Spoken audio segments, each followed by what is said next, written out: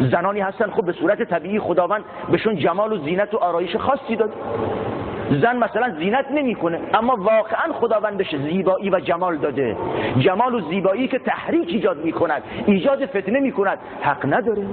بذار هم که دیگران گفتن سنت حق نداره که بیاد با اون جمال و زیبایی خودش جلو نامحرم بنشینه. یه مسئله دیگه، در دنیای امروز اگر اون گذشتگان گفتن در اون دوران که اگر زن احساس کرد که ایجاد فتنه میشه حق نداره صورتشو بیرون بکنه، در دنیای امروز شما بگید آیا فتنه ای از این تر از دوران ما دیگه وجود داشته تا به حال؟ ضعف ایمان از یه طرف، خودنمایی، زیور، زینت، آرایش، این همه به کثرت بیرون اومدن زنا و دخترها تو کوچه ها و خیابون ها، به هر بهانه‌ای بیرون میان. اگر قرار باشه زنای امروز که بازار میرن، گردش، تفریح، دید، بازدید الی آخر، صبح بیرون میرن، عصرا بیرون، تو کوچه، تو خیابون، همه جا، این همه ایجاد فتنه بکنن که بله سنته که گفته چنین چیزی. یا بیرون نیان زنای ما، یا اگر بیرون میان دقت بکنن تو جامعه ایجاد فتنه نکنن، از خدا بترسیم. یه چیزی به دستمون افتاده که سنت و الی آخر همه چیز دیگه زیر پا گذاشتیم، خودنمایی، زیور، زینت. حتی بعضیا متاسفانه مثلا اون نقاب و برقعی به قول خودمون که بیرون انداختن، یه چیده نازکی بر سر کردن، مو پیداست، زیر چونه هم پیداست، گردن و گوشواره پیداست. چرا این کارو کردید؟ نگفتن که صورت سنته. خب صورت سنته، این همه سنته. اینی که دقت بکنن خواهران. حالا این خواهرمون دیگه خودش میتونه استنباط بکنه از لابلای صحبت‌ها. من صاحب نظر نیستم که بگم نظر من اینه، من نمیگم نظر من اینه، ولی به نظر من بنده حقیر اینه که اون نظری که علما گفتن که حداقلش که اگر زمانی که احساس فتنه بشه حق نداره صورتشو بیرون بکنه، امروزه دنیای فتنه هست. زن مسلمون اگر تقوا و من باب احتیاط میخواد احتیاط بکنه، ان شاءالله جلو نامحرم چهرهش این گونه رو باز نمایان نکنه جلو نامحرمان. متاسفانه امروزه به بهانه سنت بودن رعایت نمیشه، حجاب، رفت آمدها، چقدر جلو نامحرم زن نشسته قهقه میخنده، شوخی، خندیدن، که چرا تا چیزی بگن فوراً میچسبه به صورت که سنت. خب ما بحث صورت تنها نیست، بحث ارتباط. فلا تخدعن بالقول فیطمع الذی فی قلبه مرض. الله جل شأنه به زنان و همسران پیامبر میگه علیه الصلوة والسلام ای زنا، ای همسرای پیغمبر خدا علیه الصلوة والسلام، نرم و نازک صحبت نکنید با نامحرمان. کسانی هستند که بیمار دلن، طمعکار میشن. چگونه من و تو، زنا و دخترای ما که اون جایگاه امهات المؤمنین که ندارن، در جامعه امروز بیان همینطوری جلو برادر نمیدونم شوهرشو، شوهر خواهرشو فلانی و نشسته قهقه میخنده، شوخی میکنه، نمیدونم جوک میگه، تعریف میکنه با زینت و آرایش و لباسهای تنگ و نازک. تو این خانواده ها چه میگذره؟ چرا بعد زلزله میاد؟ بعد از خونه بیرون میپریم. از کجا از گناه ها بیرون بپریم. رسم ها و عادات باطلی که داریم روز به روز به اون دچار میشیم بیرون بندازیم تا الله جل شأنه امنیت رو بر سرمون دوباره بیاره. شما تصور بکنید، نگاه بکنید، وقتی پیغمبر علیه السلام میفرمایند ای زن مسلمون لا تباشر المرأة فتنعتها لزوجها كأنه ينظر الیها. شما به این حدیث دقت بکنید، بعد خودتون قضاوت بکنید که این صورت زن واقعا جلو نامحرم همینطور کشف باشه. میفرمایند پیامبر علیه السلام ای زن مسلمون، اگر رفتید با یه زن مسلمون نشستید، اومدید خونه، حق ندارید جلو شوهرت تعریف بکنید از اون زن. بله من رفتم خونه فلانی، رفتم حجله عروس چشمش اینگونه بود، صورتش اینگونه بود. پیامبر میفرمایند حق ندارید تعریف بکنید از صورت یک زن. حالا چطوری زن بیا جلو مرد نامحرم صورتش رو کاملا نشون بده که گفتن سنته به این صورت؟ حالا اگر طرف مثلا واقعا عینک بهش دادن، واقعا مجبوره، نمیتونه با نقاب، خب با برقه نقاب، بعضیا با نقاب مثلا عینک میزنن، یا بعضیا هستن واقعا با همون چیده و چادر خودشون فقط عینکشون پیداست، گرفتن با دست و دندان گرفتن، واقعا با همه چیز، با دست و پنجه و دندان گرفتن، دینشون رو گرفتن. خب مشکلی نیست، ما نمیگیم که حتما طرف میتونه با چادر و چیده بگیره تمام صورتش، خیلی هم خوب که فقط عینک و چشمش پیداست. میتونی این کار بکنید، بکن. اما این که گفته نمیدونم حالا برقه ها که دیگه زینت و این بهانه نمیتونه باشه که بله خیلی از زنا مثلا با برقه میان، برقه کوچک زینت کرده آرایش داده، پس ما دیگه برقمون رو بیرون میندازیم.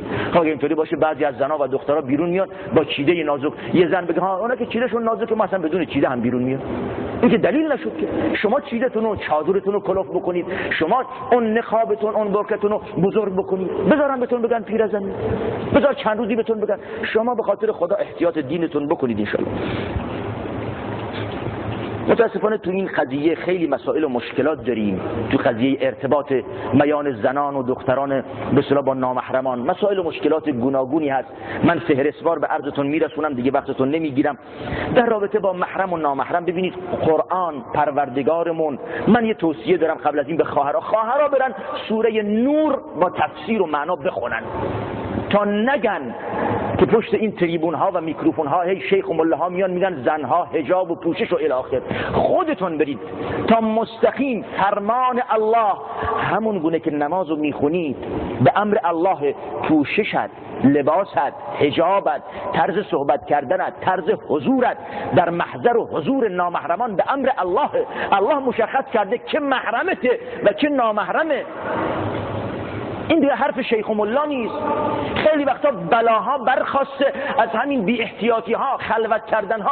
متاسفانه امروزه چقدر ما جلو رفتیم در باب چه؟ در باب غفلت که دیگه نامزد دختر برای خیلی از خانواده ها جزو محارمه که حتی نمیدونم برادرش هم محرمش این گونه نیست. بعضی اصلا با نامزدشون از سر شب تا صبح خلوت میکنن با اجازه پدر و مادر دختر. حتی اگر یه وقتی نامزد نیومد چون دختر دیگه دلتنگه، مادر ناراحت میشه، دخترم ناراحت، غذا نمیخوره، زنگ میزنه مادر به این در و اون در که نامزد دخترش رو بکشونه به کجا؟ به خونه خودش. یه نامحرم، شب نشینی، خوش و بش با نامحرمان. بعدم نتیجه چیه؟ نتیجهش ارتباط نامشروع. بعدم چیه؟ بعد زلزله میاد. میگیم که نه ما چه کردیم، چه بکنیم؟ به 4 رکعت نماز فقط. تو خونه ها چه میگذره؟ نامزد چه گفته محرمه؟ که جا نامزد که هیچ. بعضیا میگن حرف و حدیث نامزد نگو. نامزد که هیچ. امروزه دیگه ما دوست دختر و دوست پسر داریم. طرف اصلا به قصد نامزدی نیست، ارتباط، خوش و بش، به قول جوونا حال کردن، اما بر مبنای چه؟ نمیخواد باش ازدواج بکنه. یه چند صباحی میخواد با اون دختر دوست بشه، دخترم به قول معروف حالا تنهاست، تک و تنهاست، میخواد با فلان پسر دوست بشه، موبایلم دستشه، تلفنم هست، ساعت‌ها از شب با هم حرف میزنن، نه به قصد ازدواج نه به قصد هیچ، فقط به قصد دوستی. فرهنگ 100% کفار، یهود و نصارا که پیامبر فرمودن علیه السلام اگر در سوراخ سوسمار رفتن دنبالشون میرید. همین گونه ما هم سرازیریم دنبال یهود و نصارا. نامزد چه گفته؟ نامحرم است، حق نداره نامزد خلوت بکنه با نامزدش، حرامه. خوشوبش کردن، حال کردن، تلفنی، این همه صحبت کردن با نامزد، دو تا نامحرمن. مادرها دقت بکنن، مادرها تو خونه ها چه میگذره؟ پنهان میکنن از پدر، دعوا میکنن با پدر، پدر میگه من اجازه نمیدم، مادر دعوا میکنه نخیر، دخترم دیگه ناراحت میشه، دلتنگ میشه، افسرده میشه. عجب، ما دینمون از دست بدیم که دختر بره افسرده میشه. آیا چشیدن غذا قبل از افطاری درسته؟ نگاه کنید خواهرها اگر مجبور باشن که در حین روزه‌داری غذا رو مزه بکنن برای اینکه شوره یا شیرینه، خب ما روایتی داریم در بخاری از ابن عباس رضی الله عنهما نقل کرده امام بخاری که ابن عباس میگه اگر یه وقتی برای ضرورت مثلا زن بیاد غذا رو بچشه ان شاءالله مشکلی نداره، به شرط اینکه احتیاط بکنه پایین نره. گفته آمپول زدن به فرد روزه‌دار و آزمایش خون روزه رو باطل میکنه. آزمایش خون که قطعا روزه رو باطل نمیکنه، خون گرفتن برای آزمایش روزه رو باطل نمیکنه. اما آمپول اکثریت علما بر اینن که نخیر مشکلی نیست. بعضی من باب احتیاط میگن اگر میشه مثلا شب بزنه. مهم اینه که آمپول هم روزه رو باطل نمی کند.